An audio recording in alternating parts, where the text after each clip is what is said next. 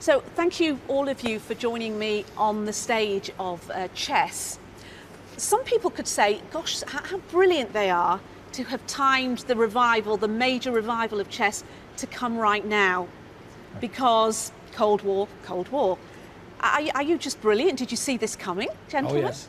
But we weren't as brilliant the first time No. around because Gorbachev put an end to the Cold War just as we released yes. chess. No, it's worked. I mean, the point of the piece, we like to think, isn't the Cold War. That's the background. It's love stories set against the background of chess match and the Cold War. But it's a period piece. It's set in 1980, 79, 80, that era. So it's going back nearly 40 years. Sorry, Benny. We are old. Older. I think the phrase is older. So who do you think this is going to speak to? You say it's a period piece. I mean, there are a lot of us that are totally enamoured of the 80s and know a lot about the era because we were all very much around in that era. Who are we speaking to today in the era of Putin, actually? Hopefully the audience. Yes, people who like a good words and music, really, Yeah. and a plot. I mean, you don't really know who you're going to. I mean, you aren't writing it for anybody particularly. You're writing it for yourselves, and you hope other people will like it because you've written something that you meant to write, something that you believe in. Can you all remember 30 odd years ago where you were at, sort of your frame of mind, if you like, when you embarked on chess?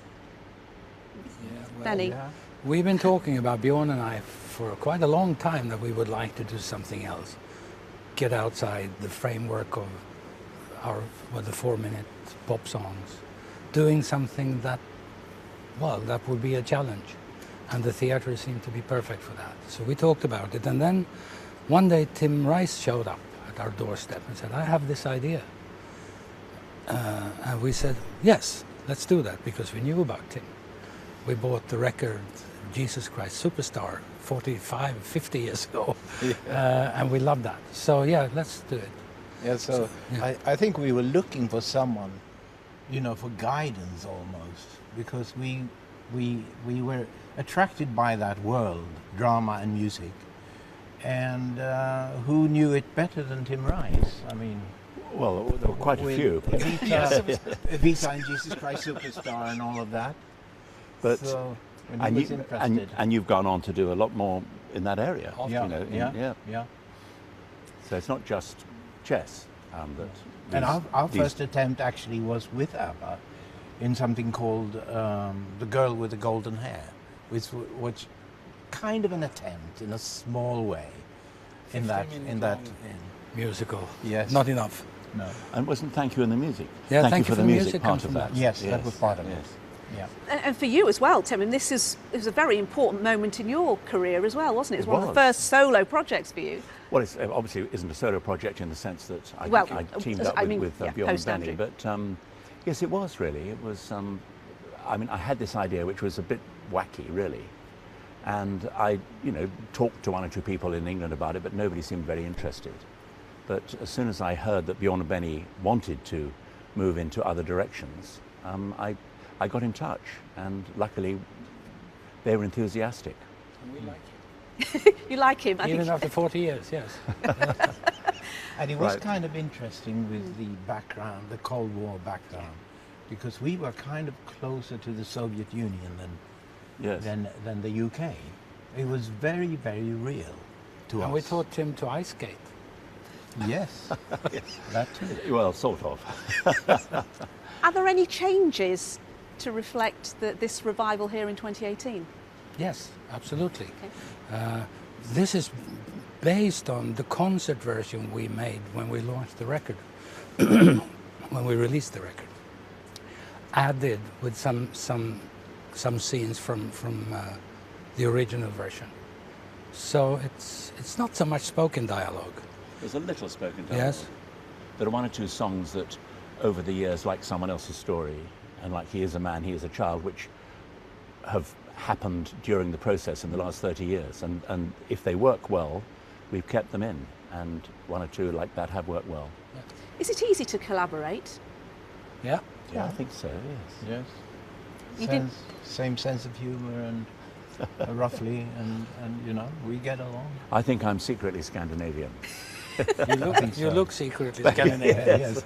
You look Norwegian, actually. Yeah, oh, more thank than you. Oh, Swedish. Norwegian, fine, Very okay. Irish. Is there any risk involved in revisiting something that is actually so loved by people? I think it's been voted one of the most popular musicals in Britain of the last few decades. It's precious to a lot of people in that form, isn't it, from all those decades ago? Yeah, but this is going to be wonderful because it's a marvelous orchestra. John Rigby, the conductor, is great. The cast is great. The sound men are one of a kind, and they're really, really good. So I've been sitting here listening to the songs played out here, and yeah, I'd say it's really, really, it's a joy. How does it affect you hearing your songs all these years later in a revival like this? The words you wrote? Well, I think if they're sung well, it's thrilling. And this cast we have, these wonderful singers and actors, they're doing it as well as we could hope for. So that's great. Do you also think we're all a bit nostalgic right now for some reason? Because of Brexit or what? I don't know. I don't know. I mean, we're all asking ourselves this question because, you know, we're all going and, you know, there's 80s revivals and, you know, Strictly Ballroom's back on a West End stage and we're lapping it all up. Well, these are, you know, dangerous times and difficult times. And people get nostalgic very often when that happens. So maybe you're right. I don't know. I think you'll find if you did thorough research on it, not you personally, but if one did, that there's always revivals. Things are always being revived. And it's usually the shows that did quite well first time round or did very well first time round.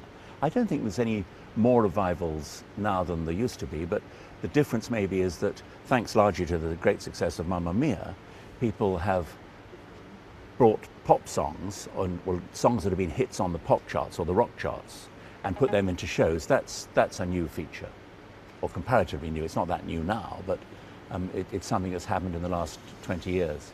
It'll be 20 years old next year, that idea. Wow. And it's all about the songs, isn't it? Because they've got to be good in the first place before you even think about putting them on the stage. Presumably, the album was released first, wasn't it, for Chess? Yes. Yes. Yes, it was. For us to know what we were up to, what we were doing, to get a grip on it before it ended up on stage, yes. And what was the initial reaction? For the record? Yeah? Oh, very good. It was great. Yeah. Number one single with One Night in Bangkok, for instance. I know him so well. Yes. It went, yeah, we sold millions of copies all around the world. Yes. I mean, we had a big hit in America with One Night in Bangkok, but not a lot of people realized it was from the show. It was just because it was Just a song. a great record. Well, people thought it was. But it's very good if you're writing a fairly massive project. It's quite good to concentrate purely on the work itself without worrying in the first instance about how do we put this on stage, who's going to direct it, where do we get the orchestra from, what theatre. All these things are very important. But I think to start off with, you want to try and get the basic work right as you can. And what about taking it to Broadway? Because didn't go down too well first time around, did it? No, it didn't. Jeez. It didn't. I don't know why. I think it had to do with a very bad review in the New York Times. It wasn't that bad. It wasn't good, but it wasn't that bad. No. I think it was changed in the wrong way. We were all involved with it. We all made the mistakes. But I think in retrospect, we should have stuck with what we had. We kind of thought, you know, that maybe for a Broadway audience and for the changing times, we needed to change it, but that was wrong. This here is the closest We've gone back to it, yeah. We've gone to the record, to the original record. Yeah. So yeah, I look forward to. That was a see conscious it. decision, presumably. Yeah, it is. Yes. Yes. Because it's always worked at its best, I think, as a concert. But it's also to have everyone on stage, the whole orchestra up here. You know, it gives you another, I don't know, something. This is, for me, I mean, it is about music. A musical should be about music and lyrics. But when you see the music as well as hear it, I think, yeah, adds value. Looking at yourselves now as writers, how would you, what have you noticed in each other perhaps that is the dramatic change from the, you know, all 3 decades ago when you came up with this idea about a Cold War chess game and you sat down together? How do you think you've changed as artists in all that time? Have you ever been an artist, Tim? Well, I don't know. Those artists? I'm not an artist. I don't know. I don't know. I don't know. I mean, it's difficult to analyse yourself, whether you got better or worse or whatever. But we've both done an awful lot since we first did chess, or all three of us have done a lot. Yes. So it's up to other people to decide that, really. Yes, We're still good. I think so.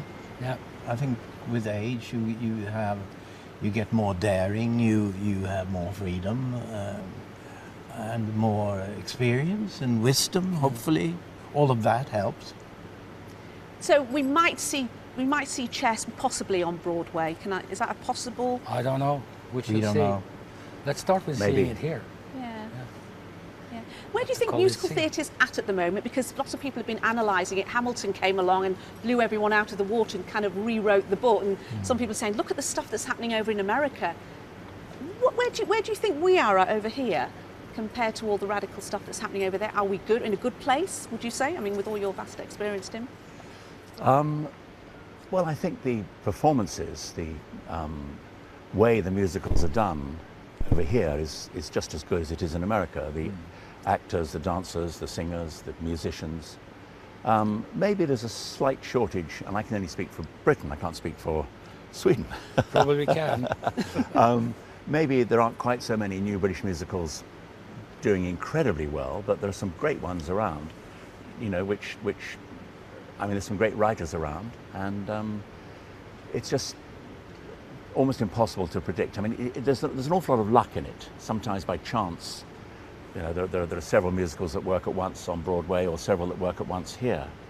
I think you can overanalyze the trends, but Broadway and the West End, they feed in a nice way on each other, and I think Hamilton coming over here can only be good for British musicals. Do you think you could write another new one together? I think Have you got not. 30 years spare? I don't think so.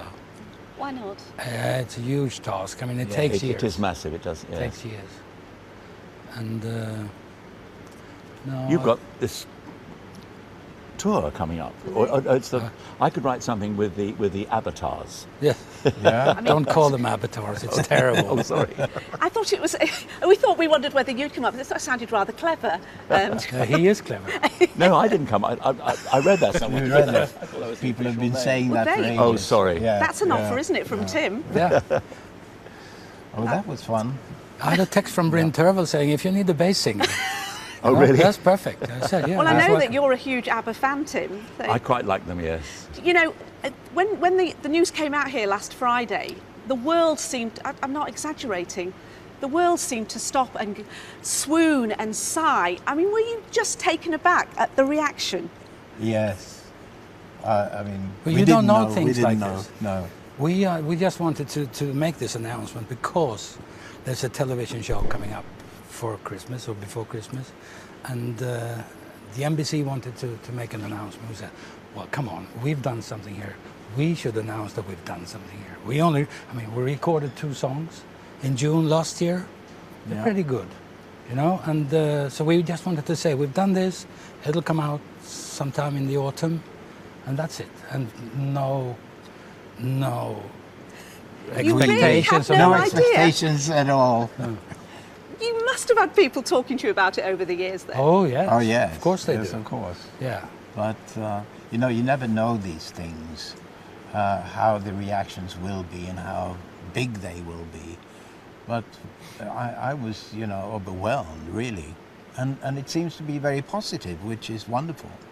Of course it's possible. It must make you feel really proud, though you must have felt proud before. I mean, to still, all these years down, this impact that ABBA Yeah. still has. It's amazing, and Yes. nobody really knows why.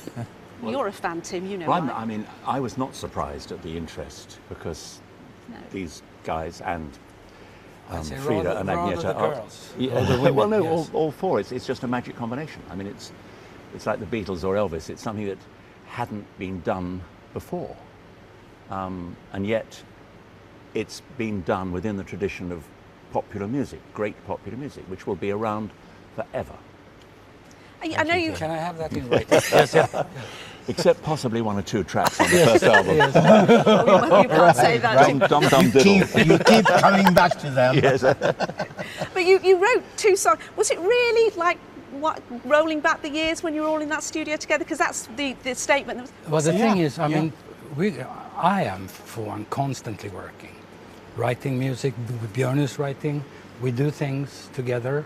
We've been doing so for 30 years. You don't know about it because we stay home. We do it sort of for the local market, but it's constantly working, absolutely. So it was no big deal to do No, it. We just said, let's try and see how good we can be, you know, and let's record it and see what happens. So we shall see. I don't know. We didn't know at the time when it happened then if it was going to work or not. So why would we now? No. We just think it's pretty good stuff. We'll see. But I What do you think? remember I had this moment in the studio when there were the 4 of us Yes. plus a sound engineer, and I was looking, you know. I remember this. This is so familiar. Yeah, but the funny thing is, You know. it's really like it says in the press release that it was like yesterday. Yes. And we all 4 felt like that it was like yesterday. Although it was 35 years ago, we were in the same studio. Especially for the girls. We've been in the studio together, but not with them. No. And they haven't been in this situation. And it was quite marvelous, actually. So, And it does something to you when you've had those experiences together. And I don't mean just the first 10 years, but all the way after that, you know. It does something to you, bonds. it's interesting to hear how deeply you're affected, and we as fans, we continue to be so deeply affected by it. It felt so good to be in the studio, you and the girls. You recorded 2 songs. Didn't it whet your appetite to do some more? oh yes, but we shall see. I don't think so, though. This is done for this digital version of ourselves coming up next year. So we thought we should add a couple of songs to that, not just play old songs. So that's really why we did it. But it was nice writing It was it. fun, yeah. Yeah, and recording it. It was extremely joyful. Yes. Yeah. Classic ABBA. Classic? That too, yes. And unexpected ABBA and classic. No, I don't would know. say. We'll see. You tell us if you like it when you hear it. You know? Yeah. So, but you're sending your holograms on tour. It's you not. know. It's not hologram. Well- we don't know what it is really. But we're not allowed to call them avatars. Well, Tim can call them avatars if you like. I don't want It's to. quite clever, I thought. Because we don't know. Yeah, a little too clever, isn't it? Wouldn't it be just easy for you to go do it as human beings together, you know, on tour? No. No. Have you ever been on tour? It's a hard life. It's no. But You've been being on in the tour, studio haven't is wonderful. Only in a little way, It's but controlled I wouldn't want to do area. it now. You take your own time as long as you like until everyone's happy. You know, that's sweeter. But a stage is a different thing. Yeah. Okay. So we've got Chess first, and then Mamma Mia 2, and then I mean it's all about the songwriters come this year, isn't it? Yeah. Really? So Yeah, that's It's the great. songwriters' year this year. Yeah. Great. it's going to take up all Is of there a your songwriters' day? Like there's a cinnamon bun day in Sweden. Cinnamon Bun Day. Yeah. Yes. Is that just in Sweden? Yeah. It hasn't caught on here. Should be a songwriter's day. Songwriters' day. Yeah. There's another musical for you. Thank you so much, Well, thank gentlemen. you. That was Thank you. brilliant. Pleasure talking to you. Thank you.